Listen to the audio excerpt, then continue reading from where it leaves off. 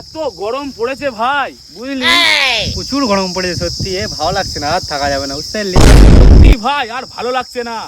আমার দাদুর যা সম্পত্তি ছিল, আমি যখন হয়েছিলাম মানে সোনার কালারে হেগেছিলাম, জানিস ভাই? সোনালি কালার রেখেছিলি?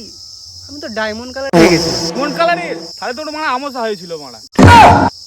ভাই যেটা বলছিলাম, আমার দাদুর যা সম্পত্তি ছিল না, এ ভাই বহুত সম্পত্তি ছিল না?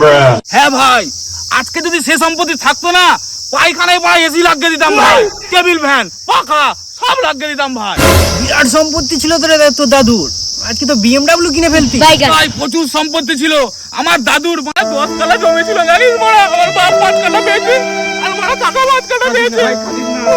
বুঝতে পারছি ভাই, বাবা সুদা খালি ডায়লগে ভর্তি। আর তোর দাদুর কি ছিল মারা?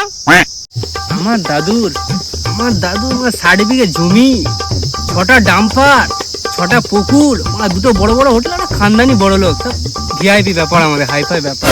তোর দাদুর মানে বড় বিটি ছিল,